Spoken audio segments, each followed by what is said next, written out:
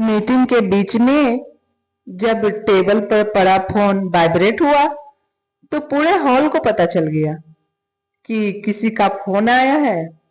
बड़े पोस्ट पर विद्यमान अधिकारी ने अपनी तरफ से बड़ी विनम्रता से कहा कि फोन को साइलेंट करके बैठे प्लीज।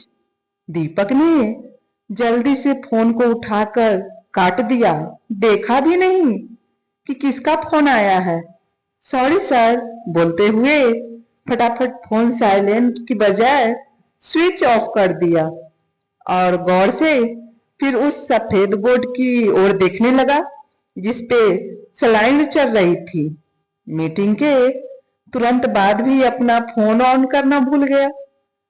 काम भला ही कुछ ऐसी है, अच्छी अच्छी बातें भूल जाते हैं इंसान।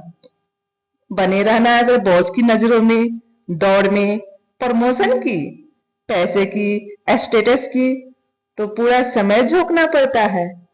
आप नहीं होंगे तो आपकी जगह है कोई और लेने के लिए। पीछे से टक्कर मारकर आगे निकलने वाले बहुत हैं। थोड़ी सांस आई।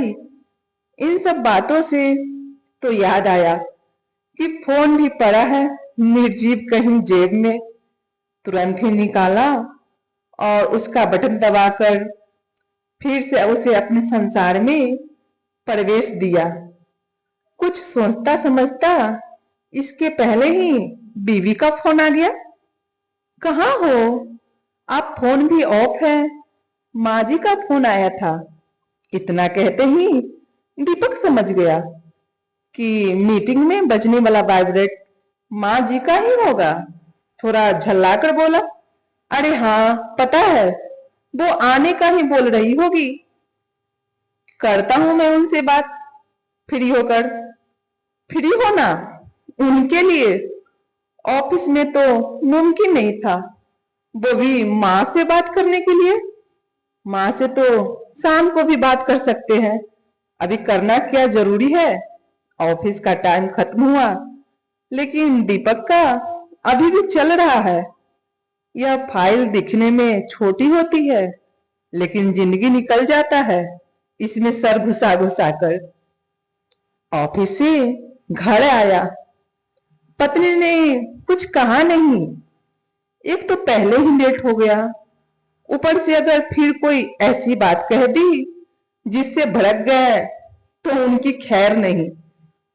इसलिए खाना गर्म करके खिला दिया। रात सोते समय दीपक ही अचानक बोला, अरे तुमने याद नहीं दिलाया, माँ को फोन करना था।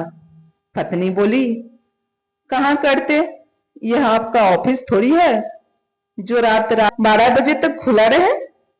समय देखो 1 बजा है, 11 बजे तो आपने घर में कदम रखा है, कब बात करते। चादर झटकाते हुए अब पत्नी को एहसास हो गया था कि अब दिन का वो समय है जब थोड़ा बहुत पति को ताना मार सकती है। माँ को 3 साल हो गए हैं आपसे मिले, कब से कह रही है कि एक बार मिल लो, पर आप जाते ही नहीं।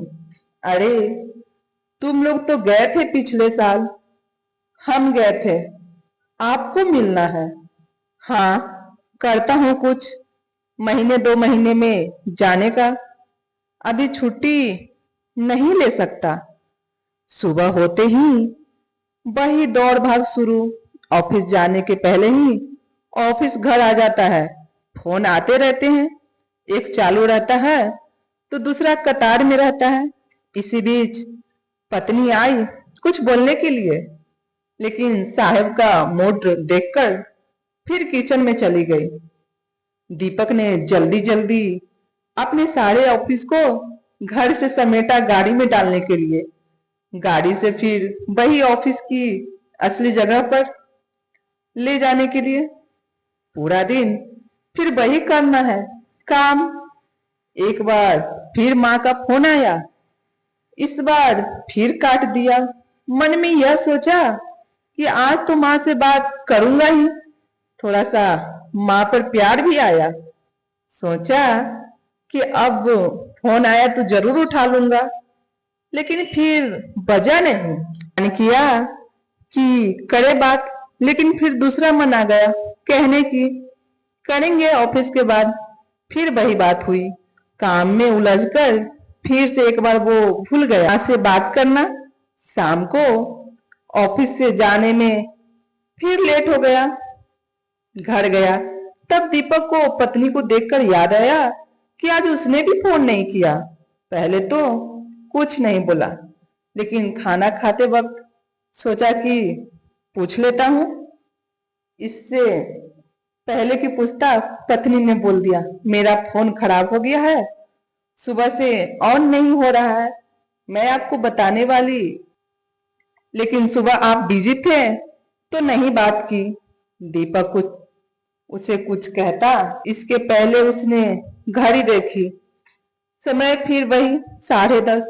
सोचा माँ से बात करूं, लेकिन फिर सोचा कि अब तक वो सो गई होगी, इसलिए फोन नहीं किया। सोचा सुबह तो उठते ही फोन करूंगा। इस बार इरादा पक्का था। सुबह जैसे ही ऑफिस के लिए तैयार हुआ, माँ को फोन किया। फोन उठाने के पहले ही सोचा कि बड़े प्यार से माँ से बात करेंगे। छुट्टी की प्लानिंग करने लगा मन ही मन। उसे लग रहा था कि माँ उसे बहुत याद कर रही है। माँ ने फोन नहीं उठाया। ऑफिस में निकलने के पहले उसने पत्नी को कहा कि सुनो, तैयार रहना, आज छुट्टी लेकर आऊंगा शाम को।